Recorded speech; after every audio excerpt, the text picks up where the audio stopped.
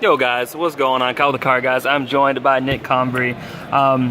We just finished the 1K here on Sunday, and Nick actually ended up going like 12-0 with a deck that probably no one ever thought they were going to play against, and that's like a crazy Lightsworn mill deck thing, and it's just, it was nuts. Anything you want to say about it, like why you chose to play this deck? Basically, Hydrolander's broken, and Snow's pretty good, and when you have them together, that's kind of hard to beat, and I didn't want to play Spiral, so that's kind of it. Hey, fair enough, fair enough. That's it. Like, what was your matchups during like the actual like 6 rounds? Yeah, today the matchups, round 1 I played against like Fire Kings, which was kind of fun, but that was a win. Then I played 2 Spirals in like round 2 and round 6, and then I played Trickstarch for the rest of the day. Okay, so pretty much you did your thing for the meta, so that's good. Yeah, but like generally speaking, you have to kind of play the deck to beat Spiral, because every other deck is literally a buy. Like you just beat every other deck inherently, just because like sometimes people are just stupid and they don't play properly, and they don't realize like Minerva just blows up everything. Awesome. Well, let's see the list here. Yeah. So, all right, you're playing Lightsworns, so you have to go full in on the sack nonsense in game 1. So you play 3 Wolf and 3 Felice. I usually sideboard out like 2 of the Felice and like cut it down to a more consistent deck. But game 1, you're trying to mill cards. You're trying to win the game because you mill cards. Because going second can be just like impossibly hard. So you have to like be able to have the highest ceiling possible if you're gonna like not open a hand trap and try to actually break someone's board. So you gotta play 6 of those. Next, we play 3 Lilas and a Raiden. Why is this? And a Lumina. Alright, so originally we were playing like 3 Raidens, the old Lila and Lumina, because that's pretty standard for Lightsworn. And then when Pendulum came out around the time of the UDS, we switched to this in the main, because this, like, you can just normal summon it and it outs the Pendulum Trap card. It's a walking MST. It's literally if your opponent activates a spell or trap effect, or if you do, then she can chain. Your 1K players, that is time in the round. If you are still in match procedure and match procedures. Come on, Josh. If you need assistance with these procedures, please raise your hand and call for a judge. Once again, that's time in the round. Alright, so yeah, so basically she's a walking like Tornado Dragon MST Ghost Ogre thing against decks that have to resolve field spells to win the game. Which is like everything, yeah, it's right? literally everything. So you don't have to resolve field spells, so you just play this. You blow up anything. You pop Big Red and you win the game. You pop like a Last Resort when they're trying to make their monsters like unaffected by everything. You just kill them. And then Raiden, you have to still play one. You have a tuner. You have something that can mill in the main phase to trigger her effect to mill, because she kind of mills the same way Garoth does. And you have to play Lumina because subpar hands. There's like summon her, pitch for this in the end phase. You'll mill 3 and 3. And you just have like a walking, Tornado Dragon, and if you have a hand trap in hand, you actually just won't die through that board. Yeah. So yeah, it's pretty like very low ceiling in that sense. It's just like 1-2, but like that's generally good enough. Okay. So I played a bunch of level 4 monsters that just like summon themselves in the hand. I played like Goblinburgs and Thrasher. Thrasher at 3 is realistically better than Goblinburg at 3, even though this like summons Wolf and Felice, because like going second is just really hard. Like opening up 2 of this, going first is whatever, but opening up 2 of this, going second is really good. Because either your opponent like knows you're trying to make Minerva and won't let you get there, and they'll like pop your monsters before you can do anything, or you just make the Minerva, mill. If they think it's not the right thing, you crash it, and you just make more things in the phase too. Yeah. Okay. So yeah, and Goblinburg's just like able to put Felice on the field, so that's pretty helpful. Then you play 3 of the best card in the deck, obviously. Well, like, yeah, roughly the best card in the deck. Of course. Snow's insane. You play a Giant Rex because Snow becomes just like a free rank 4. It's also really relevant against decks that like try to dodge Snow, where like you use something like Decode Talker, so Snow can't book your stuff, and you just make Snow 1, Giant Rex 2, and they call the judge, and then you win the ruling. Monster get booked. Then you win the ruling. Yeah, it literally happened like 4 times. Like it happens every tournament. And then you play hand traps. Kind of just have to. So yeah, you literally have to. Like no one wants to do it, but you have to. I actually like made a spreadsheet and ran the math on running a 41 card deck with 3 droll, and I just disliked that. So we went with 6 hand traps, and I feel like Max C and Ash are just obligatory. So droll was cut to 2. Yeah, if you open droll, you probably win because you have a walking Tornado Dragon, like just chilling on the field underneath your Minerva, and if you have Ash, like you probably also just win the game because you can pop their field spell. They can still make a play. You Ash it. Attention Circuit Series attendees. Yeah. I need the following people up to the front. So. Martin Prado, That's a baseball Ahmed player. Bax, and Robert Kenny. Yeah. So then you play the last 3 monsters in the deck. We're playing like 29 monsters. So what does this card do for people who don't know? Okay, so basically, you can only summon this card if every monster in your graveyard has a different name, and there's at least 5 of them. And then it can mill 3 for cost.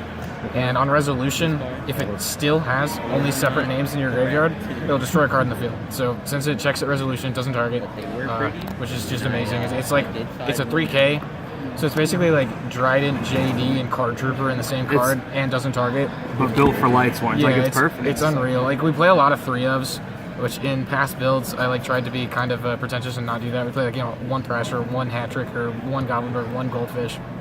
We just said screw all that. We just play Snow. Make sure you always banish the cards properly so that you always have exactly 1 of everything. Yeah. And you just summon this guy. He doesn't target, so you out Sleeper. You out the whole field. If you can like play through their interactions and then summon Hydra, you can blow up the last resort because it doesn't target and just swing over the Sleeper and their whole board dies. Attention Circuit Series attendees, I need the following player up to the stage, please. Marcus Circle. Yeah. Marcus Circle, up to the front, please. So basically, Hydra's really, really good. Yeah, it's kind of fits just like perfectly. Yeah, into the fact that it doesn't target just makes it really, really obnoxious against decks that try to set cards, or just like any other deck in the format. Like against Pendulums, that was the original reason I played this deck. Is like after the UDS, this is just an auto win against Pendulum. You summon it. If they try to use the trap, you chain it. If they don't use the trap, you just sit on it. Like they can't do anything about it. So we play spells. We play 11 spells, where like 7 of them are just monsters. We play Foolish. Obviously, it just summons Wolf, sends Snow if you need it. I play Soul Charge. I drew this like probably twice the entirety of today and yesterday, but like it's pretty good. You play Rhoda because it's like 4 copies of Thrasher in your deck, but it's also because I play 1 Raiden, and sometimes I just really want that Raiden. Yeah. So it makes it slightly more often that I'll see that Raiden. Then you play the 2nd, 3rd, and 4th Rhoda. This says like Mill Wolf, Summon Raiden, apparently. To be honest with you, so yeah, you play that card. This is the only card in the deck that realistically gets ashed. I was tempted to not play this card at all because of that. If I didn't play it at all, the only thing in my deck that gets ashed is Minerva. But it's just like it's too good when they don't have ash not to play it. I disagree with like other cards having that. Like like when I drew Ash and then they max seed the Wolf, that was ridiculous.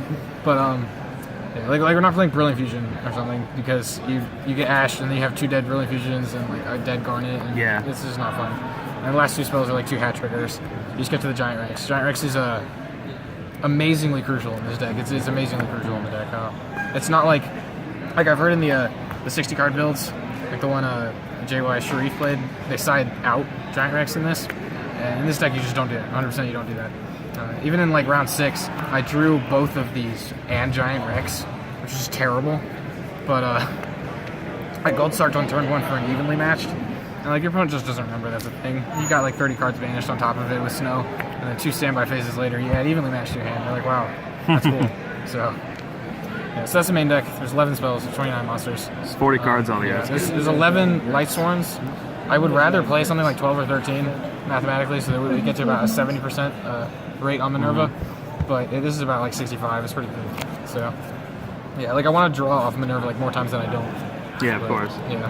So the extra deck then. Yeah, the extra deck. Obviously, we play 2 Minerva. Yeah, when this was $1,200, we said that wasn't necessary, but we were lying to ourselves. So I played 1 Direwolf. This actually doesn't come up at all against every other deck I played, but I was playing it for the idea that against like Pendulum, you could just throw 2 level 4s and then win the game. Because you make Direwolf and like just target the trap and then play with the rest of your hand. You play Baguska. I don't think I made this card ever. I actually like it for its attack position effect, to be honest with you. It's just like it can't be destroyed and you can just start attacking people. Yeah, I know, it's like, it sounds so incorrect, but it's like the defense position effect is cool when like you get max seed and you just kind of have to pass turn. But like, I don't know, I just don't like that card.